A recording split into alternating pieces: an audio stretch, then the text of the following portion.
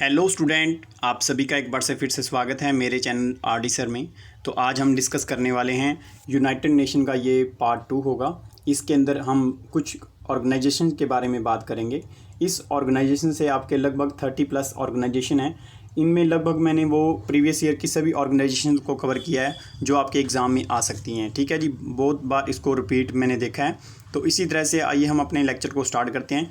Lecture को start करने से पहले जो स्टूडेंट इस चैनल के ऊपर नए हैं, प्लीज़ अपने इस चैनल को सब्सक्राइब करना। अगर आपको वीडियो अच्छा लगे तो उसको लाइक भी ज़रूर करना और कमेंट करके भी आप इसको अपने बारे में कुछ जो मैंने इस वीडियो में कुछ पूछा है उसको भी आप कमेंट बॉक्स में बता सकते हैं।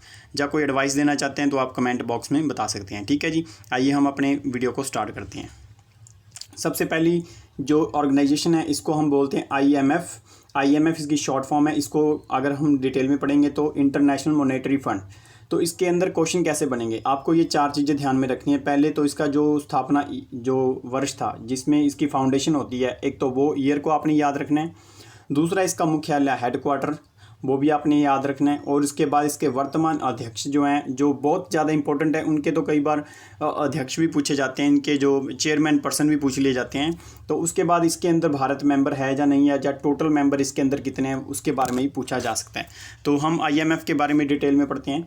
तो IMF जो है ये कह रही एक जो गरीब देश होते हैं, जो डेवलपिंग हो रही जो कंट्री हैं, या भूखमरी से मरने वाली कंट्री हैं, वो क्या करती हैं, लोन लेती हैं IMF से। IMF में किसका पैसा है जी, जो बहुत ज़्यादा डेवलप कंट्री हैं वो अपना पैसा IMF में देते हैं। और उसके बाद ये IMF क्या करता है, एक एज ए बैंक के रूप में छोटी जो गरीब कंट्री हैं उनको पैसा देता है और लोन के ऊपर। ठीक है जी। तो इसी तरह से इसका जो एक करेंसी है जिसको हम बोलते हैं स्पेशल ड्राइंग राइट्स के नाम से इनकी करेंसी है खुद, जिसको हम SDR के नाम से जानते हैं। ये भी पेपर में पूछा जा सकता है आपको। तो इसका जो वर्ष था, जो फाउंडेशन ईयर था, वो था ये 1944 और मुख्यालय इसका वाशिंगटन DC में। मैंने पहले भी बताया था, इस वीडियो से पहले मैंने एक वीडियो बनाई थी जिसमें यूनाइटेड नेशन के बारे में। तो मैंने बोला था जहाँ पे भी पैसों की बात आएगी वहाँ पे अमेरिका का नाम जरूर आएगा। तो इसका वाशिंगटन DC के अंदर यहाँ पे इसका हेडक्वार्टर है। और उसके बाद इसके वर्तमान जो अध्यक्ष हैं वो है क्रिस्टीना लगार्डे। ठीक है जी, आपने इसको याद रखना है। और कुल मेंबर इसके अंदर कितने हैं जी, 189 जो इसके मेंबर हैं। भारत भी इसमें एक मेंबर है, तो इसमें याद रखना है। तो इसमें आप इन बातों को ध्यान में लेकर चलेंगे।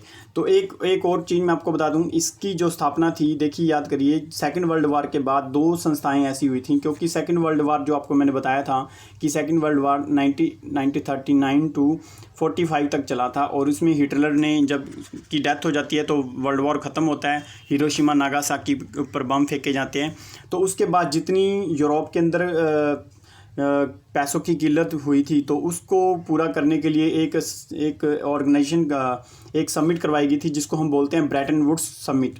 ब्रेटन वुड्स समिट में यह निर्णय लिया गया था कि 2 बॉडीज हम बनाएंगे जो पूरे वर्ल्ड को पैसा पे करेंगी। तो इनमें से थी एक तो IMF और एक थी जी वर्ल्ड बैंक, जो ग्रुप ऑफ बैंक्स जिसमें 5 बैंक होते हैं। उसके बारे में हम डिटेल में आगे पढ़ने वाले हैं। तो आई होप कि ये पहली स्लाइड में आपको ये सब पता लग गया होगा। तो उसके बाद हम वर्ल्ड बैंक ग्रुप के बारे में पढ़ लेते हैं। इसके अंदर 5 ग्रुप होते हैं बैंक के। तो इसमें जो मेन बैंक होता है IBRDA होता है, तो ये आपने याद रखना है, DA। ठीक है जी, ये इसका मेन बैंक है। तो इन 5 बैंक में से एक्चुअल में ये क्या है, 5 बैंकों का ग्रुप है। इसका हेडक्वार्टर भी आपको यहाँ पे वाशिंगटन DC में मिलेगा। 1945 में इसकी स्थापना हुई थी। और क्रिस्टिना जॉर्जिवा जो इसकी क्या जी वर्तमान में अध्यक्ष हैं, और इसमें भी कितने मेंबर हैं, 189 मेंबर, इसमें भारत भी एक मेंबर है। आपको ये याद रखना है। ठीक है जी। तो पैसों के दोनों हेडक्वार्टर जहाँ पे हैं वो सारे वाशिंगटन DC के अंदर इसको हेडक्वार्टर आपको देखने को मिलेगा। उसके बाद हम बात करते हैं जी पूरे वर्ल्ड में पहले ट्रेड के लिए एक संस्था थी जिसका नाम था गैट, जर्नल टैरिफ और ट्रेड्स के नाम से ये क्या थी, एक एसोसिएशन थी, ग्रुप्स ऑफ एसोसिएशन। ये एक journal association of the trade and tariff के नाम से ये संस्था थी गैट। इसके अंदर DT के बारे में ना पेपरों में पूछा जाता है कि DT का मतलब क्या है, ट्रेड एंड टैरिफ। ठीक है जी, इसको आपने याद रखना है। उसके बाद जब गैट को रिमूव कर दिया गया, क्योंकि गैट इतना इफेक्टिव नहीं थी संस्था, तो इसके प्रिंसिपल को कोई मानता ही नहीं था। तो इसको रिमूव करके, इसको रिप्लेस करके पूरे वर्ल्ड में एक नई संस्था बनी थी जिसको हम बोलते हैं ये संस्था थी WTO, जिसका नाम है वर्ल्ड ट्रेड ऑर्गेनाइजेशन। ठीक है जी। इसकी स्थापना जो हुई थी 1 जनवरी 1995 में इसकी स्थापना होती है, इसकी फाउंडेशन रखी गई थी। उसके बाद इसका मुख्यालय जो है जिनेवा, स्विट्जरलैंड की जो कैपिटल है वहाँ पे इसको रखा गया था। उसके बाद इसके वर्तमान जो अध्यक्ष हैं वो है रॉबर्ट एज़वेडो। ठीक है जी। तो इसके अंदर कितने मेंबर हैं टोटल? इसके अंदर भी क्या है जी 164 मेंबर है। भारत भी इसका मेंबर है, तो इसको आपने याद रखना है। उसके बाद हम बात करते हैं कुछ बैंक के बारे में। ADB bank, Asian development bank. आपको पता है हमारा जो एशिया क्या जी जो कॉन्टिनेंट है उसके अंदर जितनी भी कंट्री हैं उसके लिए एक ग्रुप बना हुआ है, बैंक है उसका। तो ये एशियन डेवलपमेंट बैंक है। इसकी जो स्थापना हुई थी 19 दिसंबर 1966 के अंदर इसकी स्थापना हुई थी। तो इसका हेडक्वार्टर आपको मिलेगा मनीला। ये कहाँ पे है जी? फिलीपींस की राजधानी है मनीला के अंदर। और इसके जो ताकेहिक नगाओ को अब यहाँ पे ये इसके वर्तमान अध्यक्ष नहीं है, अब ये थोड़े से चेंज हो चुके हैं। आप इसका नाम मुझे कमेंट बॉक्स में ज़रूर बताएं। तो उसके बाद इसके जो मेंबर हैं टोटल 67 इसके मेंबर हैं। भारत भी इसका एक मेंबर है। ठीक है जी। उसके बाद हम बात करते हैं ब्रिक्स कंट्रीज़। ब्रिक्स में क्या है जी? इन ब्रिक्स से आपको पता लग सकता है कि 5 देशों की एक ग्रुप बना हुआ है ब्रिक्स, जिसमें ब्राज़ील, रशिया, इंडिया, चाइना और साउथ अफ्रीका। तो इन्होंने अपना एक बैंक भी बनाया जिसका नाम है NDB बैंक। इस NDB बैंक की बात कर रहे हैं। ब्रिक्स के बारे में हम बाद में बात करेंगे। तो इसकी जो स्थापना हुई थी, इसकी जो ब्रिक्स के 6वीं जो समिट हुई थी 2014 के अंदर, उसके अंदर ये NDB बैंक को बनाया गया था। इसका हेडक्वार्टर आपको कहाँ पे मिलेगा? शंघाई, चाइना के अंदर मिलेगा। और इसके जो इसके चेयरमैन है वो है जी KV कामत, जो इंडिया से बिलोंग करते हैं। और ये इसकी जो आधिकारिक भाषा है वो अंग्रेज़ी है। ठीक है जी। उसके बाद हम ब्रिक्स के बारे में अपडेट कर लेते हैं, क्योंकि ब्रिक्स के ऊपर काफ़ी ना क्वेश्चन पूछे जाते हैं कि इसकी लेटेस्ट समिट कब हुआ था, क्योंकि अभी तक का ये हमारे जो इंडिया से रिलेटेड है ये सब बहुत इंपॉर्टेंट संस्था है जी। तो ये इसकी स्थापना 2006 के अंदर हुई थी। तो दक्षिण अफ्रीका के अंदर ये 10वां समिट इसका हुआ था। 11वां समिट इसका ब्राज़ील के अंदर हुआ था। और साउथ अफ्रीका के अंदर रशिया के अंदर इसका 12वां समिट हुआ था। तो इसके अंदर कुल 5 मेंबर हैं जिनके से ही ये मिलकर बना है। तो देखिए जी जैसे जैसे अक्षर आ रहे हैं उसी तरह से ये जो समिट है, जैसे अब रशिया के अंदर हुई है तो नेक्स्ट इंडिया के अंदर होगी, उसके बाद फिर चाइना के अंदर होगी, फिर साउथ अफ्रीका के अंदर। इस तरह से इनकी रोटेशंस होती रहती हैं समिट के लिए। ठीक है जी। तो आगे हम एक और बात करते हैं जी, Asia infrastructure bank investment bank, इसको बोलते हैं AIIB। ये बैंक है, इसकी स्थापना 2016 के अंदर हुई थी बीजिंग के अंदर। एशिया इंफ्रास्ट्रक्चर इन्वेस्टमेंट बैंक है, तो ये एक नया बैंक है। तो ये इसके जो मेंबर हैं 69 मेंबर हैं, इसमें भारत भी एक मेंबर है। तो आपने इसके मेन याद रखना है हेडक्वार्टर। ठीक है जी। तो इसके बाद हम बात करते हैं जी, जब कोई डेवलपिंग कंट्री, जो डेवलप देश होते हैं जैसे अमेरिका वगैरह, ये देश जब किसी देश को लोन दे देते हैं, गरीब देशों को, बड़ी कंट्रियां जब गरीब देशों को लोन देती हैं तो उनके अंदर क्या होता है, कई बार किस्त ना चुका पाने के कारण आपस में डिस्प्यूट बढ़ जाते हैं। तो इनको सेटलमेंट करने के लिए हमारे पास एक पूरे वर्ल्ड में एक संस्था है जी, जो वर्ल्ड बैंक की एक संस्था है जिसका नाम है जी बैंक ऑफ इंटरनेशनल सेटलमेंट। ठीक है जी। इसकी जो स्थापना थी 17 मई और 1930 को की गई थी। इसकी जो मुख्यालय जी आपको बेसल्स स्विट्जरलैंड के मिलेगा, एक स्विट्जरलैंड की सिटी है बेसल्स, वहाँ पे मिलेगा। वर्तमान में इसके ऑगस्टिन कार्स्टिन इसके क्या जी अध्यक्ष हैं। और ये उसके बाद में कुल जो मेंबर हैं इसके 60 मेंबर हैं। भारत भी इसका एक मेंबर है, क्योंकि वर्ल्ड बैंक का मेंबर है तो भारत भी इसका मेंबर है। ठीक है जी।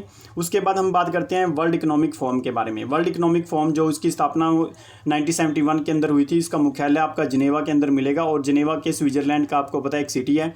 वर्तमान में इसके अध्यक्ष हैं क्लॉस श्वाब। ठीक है जी। ये क्या जी एक ऐसी संस्था है जो वर्ल्ड बैंक की एक संस्था है। ये क्या करती है, काफ़ी तरह के इंडेक्स रिलीज़ करती है, जैसे ह्यूमन इंडेक्स हो गया, जेंडर गैप इंडेक्स हो गया। इस तरह के जो इंडेक्स है इसके वर्ल्ड इकोनॉमिक फोरम के द्वारा जारी किए जाते हैं। काफ़ी इंडेक्स होते हैं, तो इसको आप थोड़ा सा नज़र में लगा सकते हैं। उसके बाद यूरोपियन यूनियन के बारे में बात करते हैं। यूरोपियन यूनियन के अंदर देखिए जी 1 नवंबर 1993 को इसकी जो स्थापना हुई थी। यूरोपियन यूनियन आपको पता है एक यूरोपियन कंट्रियों का ग्रुप है जिसमें 28 कंट्रियाँ थी। इसके अंदर यूके बाहर निकलने के कारण जो यूके जब बाहर निकला तो उसको जो विवाद था उसको हम ब्रेग्जिट बोलते थे। ब्रेग्जिट, ये ब्रिटेन जब एग्जिट कर गया था। तो इसके अंदर अब कितने मेंबर बन चुके हैं, तो इसके अंदर अब 27 मेंबर हैं। इसके अंदर जो करेंसी चलती है वो यूरो चलती है। और इसके हेडक्वार्टर के बारे में बात कर लेते हैं। इसका हेडक्वार्टर ब्रुसेल्स, बेल्जियम की जो कैपिटल है ब्रुसेल्स के अंदर है। और इसके अंदर अब 27 मेंबर है टोटल। ठीक है जी, 28 पहले थे। तो अब इसको बात करते हैं एशियन ऑर्गेनाइजेशन। एशियन ऑर्गेनाइजेशन क्या जी, आसियान जिसको बोलते हैं। आसियान में जब छोटे छोटे जो आप देख रहे हो इंडिया से अंडमान निकोबार की तरफ से आगे जाते हैं, यहाँ पे छोटे छोटे जो देश हैं इन्होंने अपनी एक संस्था बनाई जिसको हम आसियान बोलते हैं। तो आसियान जो बनाया था ये बनी थी 1967 के अंदर जकार्ता इंडोनेशिया के अंदर। जकार्ता इंडोनेशिया के अंदर इसका हेडक्वार्टर है। लिम जैक होए इसके क्या जी मुख्य सचिव हैं, चेयरमैन हैं। और इसके अंदर 10 कंट्री हैं जिसके आप देख सकते हो, Indonesia, Malaysia, Philippines, Singapore, Thailand, Brunei और कंबोडिया, लाओस, म्यांमार, वियतनाम, ये सारे इसके हैं। आपको पता होगा कि 26 जनवरी 2018 को हमने इनको अपने आसियान कंट्रीज़ को हमने अपने चीफ गेस्ट के ऊपर भी बुलाया था रिपब्लिक डे के ऊपर। ठीक है जी, आप ये भी याद रख सकते हो। सार्क कंट्रियों के बारे में बात कर लेते हैं। सार्क कंट्रियों के बारे में 8 दिसंबर को इसकी जो स्थापना थी, सार्क कंट्रियां जो हैं इसकी स्थापना, जो इस संस्था की स्थापना हुई थी, ये जो एक ग्रुप है कंट्रियों का, तो 8 दिसंबर 1985 के अंदर ढाका के अंदर। ढाका कहाँ पे है जी, ढाका जो है आपका बांग्लादेश की कैपिटल है, वहाँ पे इसकी स्थापना हुई थी। उसके बाद अब इसका मुख्यालय जो है जी वो है काठमांडू नेपाल के अंदर। ठीक है जी, आपने ये थोड़ा सा ध्यान रखना है। और इसकी अभी 20th सार्क मीटिंग हुई थी जो कहाँ पे हुई थी, श्रीलंका के अंदर 2019 के अंदर। इसके जो मुख्य सचिव हैं वो अमजद हुसैन इसके मुख्य है। इसमें पाकिस्तान और इंडिया, ये पहली संस्था है जिसके अंदर पाकिस्तान और इंडिया दोनों मेंबर हैं। दोनों एनिमी कंट्री आपस में एक दूसरे के एक ग्रुप में शामिल हैं। ठीक है जी। उसके बाद हम बिम्स्टेक की बात करते हैं। बिम्स्टेक क्या है जी, bay of Bengal initiative multi sectoral technical economic corporation. इस संस्था, ये आप इसकी फुल फॉर्म भी याद रख सकते हैं। उसके बाद इसकी जो स्थापना हुई थी वो 97 के अंदर हुई थी। इसका जो मुख्यालय जी वो ढाका के अंदर मिलेगा। इससे पहले जो संस्था थी उसका आपको काठमांडू के अंदर मिलेगा। ठीक है जी। तो इसके अध्यक्ष जो हैं वो है जी श्रीलंका के, जो अभी जो इसके अध्यक्ष बने थे वो श्रीलंका के क्या थे, मिथ्रपाला सिरिसेना जो इसके अध्यक्ष बने थे, राष्ट्रपति। ठीक है जी। अब तो ये बदल चुके हैं, तो अभी याद रखना है राजबया गोटपक्षा जो इसके गोटबया राजपक्षा इसके अभी प्रेसिडेंट बने हैं। तो उसके बाद कुल जो सदस्य हैं इसके बांग्लादेश, भूटान, नेपाल और मालदीव, श्रीलंका, ये सारे इसके मेंबर हैं। इसके अंदर पाकिस्तान नहीं है। ठीक है जी। तो ये बे ऑफ बंगाल, जो इंडिया का बे ऑफ बंगाल के साथ जितनी कंट्रियाँ टच कर रही हैं ये सारी इसके मेंबर हैं बिम्स्टेक की। ठीक है जी। इसके अंदर तभी पाकिस्तान नहीं है, पाकिस्तान सार्क वाले में था। अब हम उसके बाद SCO के बारे में बात करते हैं, शंघाई कोऑपरेशन। इसकी जो स्थापना है जी ये हुई थी 15 जून 2001 को। और इसकी जो आधिकारिक भाषाएं हैं वो चीनी और रूसी 2 भाषाएं हैं। और मुख्यालय इसका बीजिंग के अंदर है, चाइना के अंदर। ठीक है जी। अध्यक्ष इसके हैं जी वलादिमीर पोटापेंको, इसके क्या जी इसके जो अध्यक्ष हैं शंघाई कॉरपोरेशन के। इसके अंदर तजाकिस्तान, किर्गिस्तान, रूस, उज्बेकिस्तान, पाकिस्तान, भारत और ये चीन, ये सभी इसके मेंबर हैं। ठीक है जी। ये एक संस्था है। और इसके बाद हम एक बहुत इंपॉर्टेंट ऑर्गेनाइजेशन के बारे में बात करते हैं, फूड एंड एग्रीकल्चर ऑर्गेनाइजेशन। ये जो इसकी स्थापना हुई थी 1945 के अंदर 16 अक्टूबर को। 16 अक्टूबर को हम अपना डे भी मनाते हैं। मुख्यालय जो इसका जी रोम, इटली के अंदर है। इटली के अंदर जो रोम प्लेस है वहाँ पे इसका मुख्यालय है। और इसकी अध्यक्षता जो है भारत के रूप में BR सेन ने की थी। ठीक है जी। इसकी अध्यक्षता भारत की तरफ से कौन कर चुके हैं जी, BR सेन इसके अध्यक्ष बन चुके हैं एक बार। उसके बाद इंटरनेशनल लेबर ऑर्गेनाइजेशन, ऐसी संस्था जो एग्रीकल्चर के लिए, तो पिछली संस्था जी जो वर्ल्ड में सारे तरह की जो ऑर्गेनाइजेशन को ध्यान रखती है, एग्रीकल्चर से रिलेटेड जितने भी इशू होते हैं उनको सभी को कंट्रोल करती है। इसी तरह से पूरे वर्ल्ड में लेबर से रिलेटेड कोई भी इशू हो जाता है तो इस संस्था का यूज़ करते हैं। तो ये संस्था अपने क्या करती है, कुछ लॉ देती है इंटरनेशनल लेवल पे, जिसमें अभी सभी कंट्रियों को इसके अकॉर्डिंग सभी लॉ बनाने होते हैं। तो इसकी जो स्थापना हुई थी वो 1919 के अंदर पेरिस समझौते में हुई थी। पेरिस एक समिट हुआ था, सम्मेलन हुआ था, उसके अंदर इसकी स्थापना की गई थी। मुख्यालय इसका था जी जिनेवा, स्विट्जरलैंड के अंदर है। और ये एक संस्था ऐसी है जो नोबेल प्राइज़ भी जीत चुकी है इसके अपने काम से। ठीक है जी। उसके बाद आप बात करते हैं जी यूनेस्को के बारे में। यूनेस्को अपनी क्या जी, आपने देखे होंगे जो राजे होते हैं वो कई तरह की मोनूमेंट्स वगैरह बना देते हैं। पुराने टाइम में जो हज़ारों सालों से चीज़ें बनी हुई हैं उनकी देखभाल करने के लिए क्या जी वर्ल्ड लेवल पे एक संस्था बनी हुई जिसका नाम है यूनेस्को। यूनेस्को क्या करती है, ये हमेशा अपने जो देशों के अंदर जो टूरिस्ट को बढ़ावा देने के लिए जो मोनूमेंट्स होते हैं वो डिसाइड किए जाते हैं कि ये इंटरनेशनल लेवल पे इंपॉर्टेंस रखते हैं। तो ये क्या United Nation Educational Social and Cultural Organization है ये एक। तो इसका जो हेडक्वार्टर आपको मिलेगा वो पेरिस के अंदर मिलेगा। इसकी जो स्थापना हुई थी वो, क्योंकि ये यूनाइटेड नेशन की एक संस्था है जो मोनूमेंट्स के लिए, कल्चर को बचाने के लिए तैयार की गई है। तो इसकी स्थापना हुई थी 1945 में हुई थी। ठीक है जी। तो इसके जो अध्यक्ष हैं हमारे, क्या इसके अध्यक्ष कभी चेयरमैन हमारे इंडिया से बने हैं? हाँ जी, मौलाना अब्दुल कलाम आज़ाद और एस राधाकृष्णन जो हमारे प्रेसिडेंट थे, उनके द्वारा इनकी अध्यक्षता की जा चुकी है। ठीक है जी। हम आगे बात करते हैं World Health Organization. World Health Organization के अभी बहुत सारे इशू चल रहे हैं, इसको हम डिटेल में आने वाले टॉपिक में फिर और डिटेल में इसके अलग से वीडियो पे कहीं बनाएंगे। अभी के लिए इतना याद कर लो कि एक WHO क्या जी, पूरे वर्ल्ड में किसी भी तरह का हेल्थ से रिलेटेड कोई भी इशू होता है, उसके ऊपर जो गाइडलाइंस जारी करने का काम होता है वो होता है जी वर्ल्ड हेल्थ ऑर्गेनाइजेशन का। इसकी जो स्थापना हुई थी 7 अप्रैल और 1939 के अंदर इसकी स्थापना हुई थी। मुख्यालय इसका पेरिस फ्रांस के अंदर है।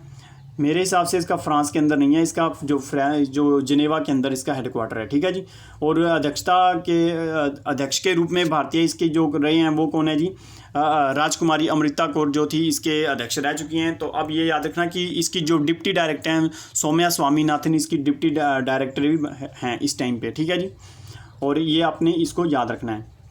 इसके जो अध्यक्ष हैं आपको पता है, अभी बहुत सारे न्यूज़ में थे। आप इसके अध्यक्ष के बारे में हमें चेयरमैन जो हैं इसके मेन डिप्टी डायरेक्टर, उनके बारे में आप मुझे नीचे कमेंट बॉक्स में लिखकर ज़रूर बताएं। ठीक है जी। तो उसके बाद आप वर्ल्ड मेट्रोलॉजिकल डिपार्टमेंट जो है इसके बारे में हम देखें जी। हर जितने जो भी हमारा देश है उसकी अपनी क्या होती है, समुद्र के अंदर एक बाउंड्री होती है। इस बाउंड्री को डिसाइड करने के लिए, हर देश की एक बाउंड्री को डिसाइड करने के लिए वर्ल्ड लेवल पे एक मेट्रोलॉजिकल ऑर्गेनाइजेशन है। इसकी स्थापना 1950 के अंदर हुई थी और ये इसका जो मुख्यालय आपको जिनेवा के स्विट्ज़रलैंड के अंदर मिलेगा। ठीक है जी। उसके बाद हम यूनिसेफ की बात करते हैं। यूनिसेफ क्या होती है जी? जो वर्ल्ड लेवल के अंदर जो बच्चों की केयर के लिए जो संस्था बनी हुई है उसको हम यूनिसेफ बोलते हैं। इसका हेडक्वार्टर जो इसके जो अध्यक्ष हैं आप मुझे कमेंट बॉक्स में ज़रूर बताना। और स्थापना इसकी जब हुई थी वो हुई थी 1946 के अंदर। ठीक है जी। इसका जो मुख्यालय है वो आपको न्यूयॉर्क के अंदर मिलेगा। नोबेल प्राइज़ ये क्योंकि इन्होंने इस तरह से कानून बनाए हैं, ये एक तरह का फंड है जो बच्चों की केयरिंग के लिए यूज़ किया जाता है। तो आपकी इसके एक तो पहले मुझे फुल फॉर्म बताएं और इसके जो अध्यक्ष हैं वो भी आप मुझे कमेंट बॉक्स में बता सकते हैं। ठीक है जी। अगर आपको वीडियो अच्छा लगे तो लाइक ज़रूर करना। उसके बाद हम बात करते हैं यूनाइटेड नेशन एनवायरनमेंट प्रोग्राम। ये UNEP, क्या आपको पता होगा कि हमारे जो बर्ड्स होते हैं, जो नेचुरल बर्ड्स होते हैं वो क्या करते हैं, एक जगह से दूसरी जगह पे चेंज होते रहते हैं, अपनी माइग्रेट करते रहते हैं। वो एक जगह से दूसरी जगह पे ट्रैवल करते हैं, कंट्री बाय कंट्री ट्रैवल करके कुछ साइट्स होती हैं वहाँ पे जाके अपना जो प्रजनन प्रक्रिया होती है उसको पूरा करते हैं। ठीक है जी। तो इस तरह से उनको बचाने के लिए इन्वायरमेंट से जितने भी कंजर्वेशन से रिलेटेड जो भी प्रोजेक्ट होते हैं वो सारा UNP के द्वारा इसको देखे जाते हैं। तो ये आपने याद रखना कि इसकी जो स्थापना हुई थी वो 1972 के अंदर हुई थी और इसका मुख्यालय जो है वो नैरोबी केनिया के अंदर है जी। ठीक है जी। ये इन्वायरमेंट्स और जो कंजर्वेशन दोनों मुद्दे हैं, इसको दोनों को कंट्रोल करती है। ठीक है जी। तो उसके बाद हम बात करते हैं अब IUCN। देखो जी, हमने अब जैसे हमारे हज़ारों सालों से कितने तरह की स्पीसीज के बारे में आपने सुना है, कितने तरह के जो कुदरत के अंदर जानवर पाए जाते हैं।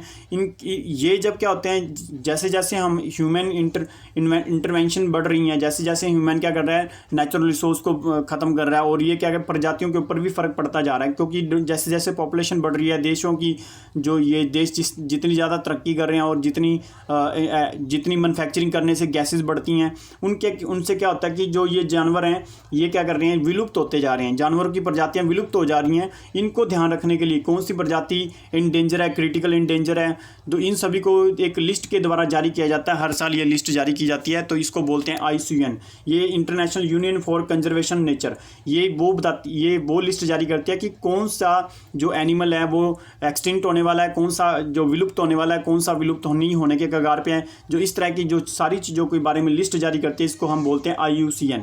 इसका जो मुख्यालय 1948 के अंदर हुआ था। इसका जो हेडक्वार्टर है वो ग्लैंड स्विट्ज़रलैंड के अंदर है और इसकी जो बुक पब्लिश की गई थी वो लाल सूची, रेड बुक लिस्ट पब्लिश की जाती है IUCN के द्वारा। ये आपने बहुत ज़रूरी याद रखना है। उसके बाद ग्रुप 7 के बारे में बात कर लेते हैं। पूरे वर्ल्ड के 8 ऐसे देश हैं जो बहुत ज़्यादा पावरफुल हैं और वो देश आपस में एक ग्रुप बना लेते हैं जिसमें उनकी इकॉनमी मिला के लगभग पूरे देशों की 80% इकॉनमी इन देशों से के साथ ही बनती है। तो आप ये जो पावरफुल देश जो 7 हैं, ये पहले 8 होते थे। अब बट इसमें बाद में क्या हुआ जी, रशिया को बाहर निकाल दिया गया था। तो रशिया फिर बाद में रशिया ने क्या किया था, एक क्रीमिया द्वीप है, क्रीमिया द्वीप के ऊपर इन्होंने कब्जा करने के कारण इसको बराक ओबामा जी के द्वारा इसको इस ग्रुप से बाहर निकाल दिया गया था। तो आपने ये भी याद रखना है। और इसकी जो स्थापना हुई थी G7 की, वो हुई थी 1975 के अंदर हुई थी। तो इसमें Canada, Italy, France, Japan, America, Britain, Germany इसके क्या जी मेंबर हैं। तो ये रूस वाला मैंने आपको बता ही दिया है, ठीक है जी। अब ग्रुप 20 ये भी कंट्रियाँ क्या है जी, डेवलप और डेवलपिंग, इस तरह की कंट्रियों को मिलाकर एक ग्रुप बनाया गया जिसमें पूरे वर्ल्ड की 80% इकॉनमी, 80% पॉपुलेशन, सबसे ज़्यादा इन देशों के से ही सारी इकॉनमी पूरे वर्ल्ड की चलती है। तो इस तरह की G20 की 3 तरह की मीटिंग होती हैं, आपने ये याद रखनी है। 3 तरह की मीटिंग होती है G20 में। एक तो पूरे वर्ल्ड के जो बैंक होते हैं, सेंट्रल बैंक होते हैं, उनके गवर्नर मिलते हैं, फिर उसके विदेश मंत्री मिलते हैं, और उसके क्या आते हैं जो प्रेसिडेंट होते हैं, वो प्रधानमंत्री जो हेड ऑफ स्टेट होते हैं वो भी मिलते हैं, ठीक है जी। 3 तरह की इसके में मीटिंग होती है, इसमें G20 से इसको बोला गया है, ठीक है जी। भारत भी इसमें इसका मेंबर है, तो आपने इसको याद रखना है। G7 के अंदर भारत इसका मेंबर नहीं है G7 का, पर G20 का भारत एक मेंबर है। तो इसकी जो स्थापना हुई थी 1990 के अंदर इसकी स्थापना हुई थी। तो इसमें 3 तरह की मीटिंग होती है, तो आपको ये देश आप इसको याद कर सकते हैं। उसके बाद हम G77 की बात करते हैं, इसको G77 बोलते हैं। और ये कंट्रियों को आप जस्ट एक वैसे याद रख सकते हैं, क्योंकि जो कैरिबियन साइड की जो कंट्रियाँ होती हैं, छोटी मोटी जो कंट्रियाँ होती हैं, उनका एक ग्रुप बना हुआ है G77। तो इसके अंदर क्या जी, इसको ये थोड़ा सा इसको करेक्ट कर लें, 1964 था ये। तो इसके अंदर इसकी स्थापना हुई थी। तो ये इसमें भारत में एक मेंबर है, जस्ट आपको इसको ऐसे ही याद रख सकते हैं। उसके बाद हम नेटो के बारे में बात करते हैं। देखिए जी, 2 बड़ी पावरें हैं पूरे वर्ल्ड में, पावर होती थी, एक रशिया थी, एक USA थी। तो रशिया ने अपना एक दूसरे ग्रुप देशों के साथ मिलकर अपने कम्युनिज्म को बढ़ावा देने के लिए एक अलग ग्रुप बनाया था। और इसी तरह से USA ने भी अपने डेमोक्रेसी को बढ़ावा देने के लिए इन्होंने भी अपना एक ग्रुप बनाया था। तो USA का जो ग्रुप है अभी एग्जिस्ट करता है, पर रशिया का जो ग्रुप था वो आज एग्जिस्ट नहीं करता है। तो इसी तरह से जो नेटो क्या है जी, वो USA का एक ग्रुप है, ग्रुप ऑफ कंट्री है, जिनको ये संरक्षण देता है, जिनको USA क्या करता है, अपने हथियार वगैरह बेचता है। तो ये नेटो कंट्रियों के ऊपर जो कोई हमला किया जाएगा किसी भी देश के द्वारा, तो वो अमेरिका के ऊपर हमला माना जाएगा। इस तरह की ट्रीटी साइन की हुई है नेटो कंट्री के अंदर। तो इसमें क्या होता है, North Atlantic Treaty of Organization इसका है, मेन इसका नेम है। और इसकी जो स्थापना हुई थी 4 अप्रैल 1949 के अंदर, इसकी स्थापना वाशिंगटन DC के अंदर इसका हेडक्वार्टर है। तो नेटो का हेडक्वार्टर जो है मेनली, जो स्थापना तो वाशिंगटन DC में हुई थी, पर इसका हेडक्वार्टर जो आपको मिलेगा वो ब्रुसेल्स के अंदर मिलेगा।